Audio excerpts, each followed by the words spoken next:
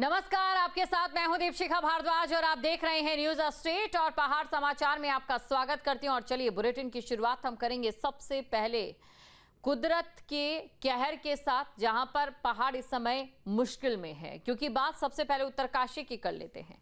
उत्तरकाशी में भारी बारिश और लैंडस्लाइड से हालात बिगड़ चुके हैं। Dharasu band Gangotri national highway पर लैंडस्लाइड हुआ है।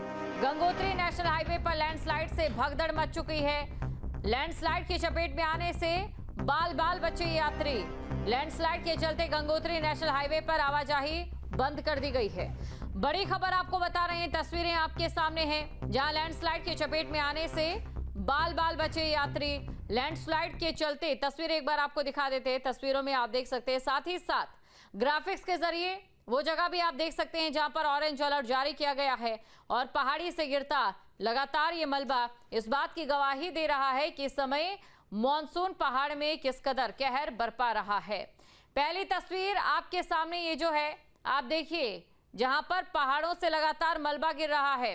और बात अब करते हैं जहां पर ऑरेंज अलर्ट जारी किया गया है। देहरादून है, रुद्रप्रयाग है, उत्तरकाशी, नैनीताल, इन जगहों पर ऑरेंज अलर्ट है, यानी कि धीमी से भारी बारिश यहां पर होगी। चंपावत, उधम सिंह नगर और साथ ही कुछ जिले ऐसे भी हैं जहां पर येलो अलर्ट जारी किया गया है, जिसमें चमोली है, पिथौरागढ़ है, पौड़ी गढ़वाल है। यहां पर मध्यम बारिश होगी। टिहरी गढ़वाल में भी मध्यम बारिश रहने वाली है। और इसी के साथ बात अगर नैनीताल की करें तो देखिए, मशहूर पर्यटन स्थल है, लेकिन यहां पर भी बारिशों का दौर जारी है। गंगोत्री हाईवे पर लैंडस्लाइड हो रहा है और चारधाम यात्रा फिलहाल अस्थायी तौर पर यहां पर बंद की गई है। तस्वीरें आपके सामने, तस्वीरें आपको दिखा रहे हैं। पहाड़ों से लगातार मलबा नीचे आ रहा है और ऐसे में यात्री जो हैं वो बाल बाल बचे हैं। तस्वीरों में आप देखिए, पहाड़ी से ये मलबा नीचे खिसका है और ये जो सड़क है, यहाँ से लोग आवाजाही कर रहे हैं। बाल बाल बचे हैं यहाँ पर लोग। आप सड़क की ये तस्वीरें देखिए, जो सड़क है वो पूरी तरह से वॉश आउट हो चुकी है। और आए दिन इसी तरीके की जो तस्वीरें हैं, पहाड़ों से आना आम हो गई हैं। तो हर तरफ पहाड़ टूट रहे हैं और इसी के साथ ही कई लोगों की जानें अभी तक जा चुकी है, कई लोग लापता है। कितने ही लोगों के घर उजड़ चुके हैं, जिन्होंने पूरी जिंदगी अपने खून पसीने की कमाई से तिनका तिनका जोड़कर अपना घर बनाया था, आज उनके घर मलबे में तब्दील हो चुके हैं। पलायन को लेकर कई सवाल उठते हैं कि आखिरकार पहाड़ों से पलायन क्यों हो रहा है। लेकिन आप देखिए, अगर ऐसी स्थिति होगी तो ऐसी स्थिति में पलायन होगा ही, और ये तस्वीरें आपके सामने, पलायन होगा ही होगा। अब देखिए तस्वीरों में, आप देखिए कि यहाँ पर पहाड़ों से लगातार मलबा रहा है। और ये कोई पहली तस्वीर नहीं है, इससे पहले कई ऐसी तस्वीर आई हैं और आगे भी ऐसी तस्वीर आती रहेगी। सवाल ये कि जो अंतहीन विकास किया जा रहा है, उस अंतहीन विकास का अंत इंसानों के साथ हो रहा है। तस्वीरों में आप देख सकते हैं, सड़क यहाँ पर वॉश आउट हो चुकी है और इस सड़क को खोलने में भी काफ़ी लंबा समय लगेगा। लेकिन जहाँ से मिट्टी खिसकी है, वहाँ पर आगे भी मिट्टी यूं ही खिसकती रहेगी। सड़क एक बार फिर से बनेगी, सरकार का और आम आदमी के टैक्स का पैसा फिर लगेगा और फिर से यहाँ पर मलबा नीचे आएगा, फिर से नुकसान होगा। खबर पर अधिक जानकारी के साथ बड़कोट से संवाददाता नितिन चौहान हमारे साथ जुड़ चुके हैं। तो नितिन के पास हम चलते हैं। नितिन, देखिए तस्वीरें भयावह है। बात अगर उत्तराखंड की करें तो मानसून की विदाई के समय मानसून ये चरम पर है, कब तक ये प्रभाव रहेगा?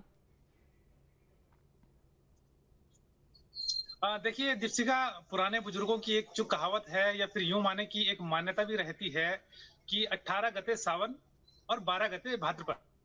यानी कि जो सावन का जो महीना होता है उसमें 18 गते से और 12 गते भादव तक इसको माना जाता है, जिसको भादव स्थानीय भाषा में कहा जाता है। जबकि संवत में अगर हम देखें तो उसको भाद्रपद कहा जाता है।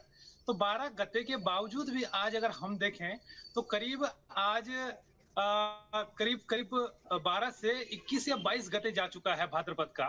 उसके बावजूद भी जो मानसून का जो सितम है वो अभी भी देखा जा रहा है। यानी कि हम तो इसको ये मान के चल रहे थे पिछले माह कि शायद अब मानसून जाने को है, लेकिन जिस तरीके से पिछले 3 से 4 दिनों से लगातार जो बारिश का सितम है, उसको देख के ऐसा लगता नहीं कि मानसून का जो दौर है वो वापस लौट रहा है।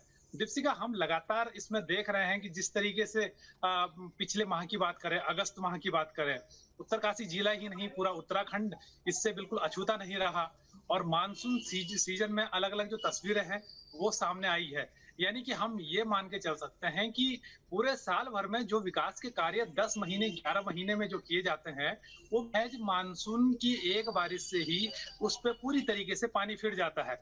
यानी कि विकास में विनाश भी इसमें जरूर दिखता है दीपशिका जी। तो बिल्कुल विकास के साथ विनाश भी आ रहा है।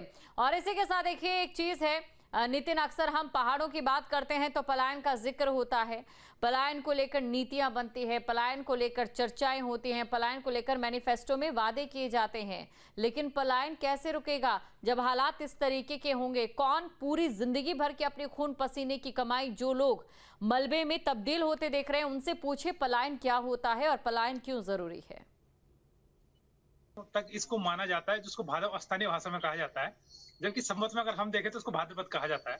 तो 12 गते के बावजूद भी आज अगर हम देखें तो करीब आज करीब 12 से 21 या 22 गते जा चुका है भाद्रपद का। उसके बावजूद भी जो मानसून का जो सितम है वो अभी भी देखा जा रहा है। यानी कि हम तो इसको ये मान के चल रहे थे पिछले माह कि शायद अब मानसून जाने को है, लेकिन जिस तरीके से पिछले 3 से 4 दिनों से लगातार जो बारिश का सितम है, उसको देख के ऐसा लगता नहीं कि मानसून का जो दौर है वो वापस लौट रहा है।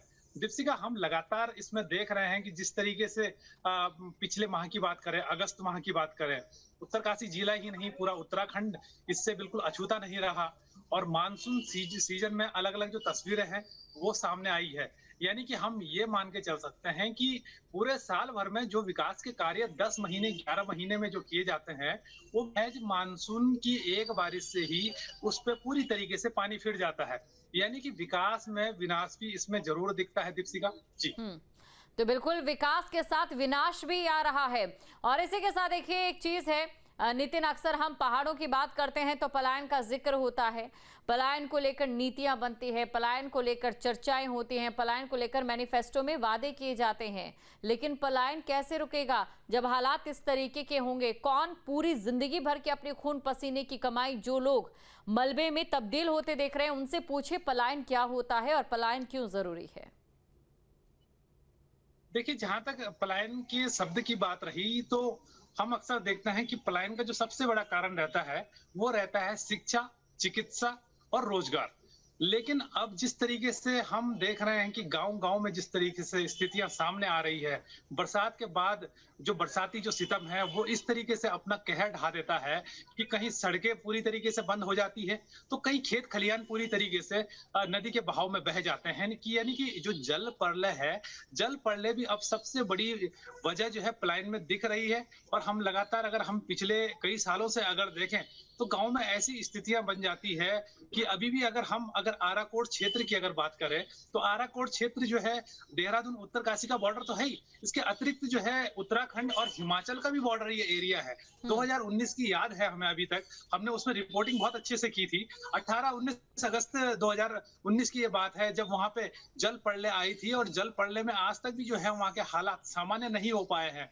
यानी माकुड़ी की बात करें, मोंडा की बात करें, आज भी जो वहां के स्थानीय जो लोग हैं या जो सेब बागवान हैं, ट्रॉली के माध्यम से या फिर पैदल चल के ही जो सेब है वो सड़कों तक पहुंचाते हैं, इसके बाद ही उसको मंडियों तक पहुंचाया जाता है। तो ये तमाम ऐसी तस्वीरें हैं जो कहीं ना कहीं जो बरसात के सीजन में इस तरीके से वो एक दर्द दे जाती है कि केवल वो दर्द एक दिन, एक महीना या एक साल का नहीं होता। नितिन, और दूसरी तरफ देखिए अल नीना वर्ष का ये प्रभाव है, यानी कि हर मौसम अपने अति में रहेगा। शुक्रिया तमाम जानकारी को दर्शकों तक पहुंचाने के लिए। जहां भक्ति है हर शब्द में, कथाओं में छिपे हैं दिव्य रहस्य और ज्योतिष देता है जीवन को दिशा। धर्म से जुड़ी हर बातों को जानने के लिए हमारे चैनल स्तुति को सब्सक्राइब करें। चैनल पर जाने के लिए इस लिंक पर क्लिक करें।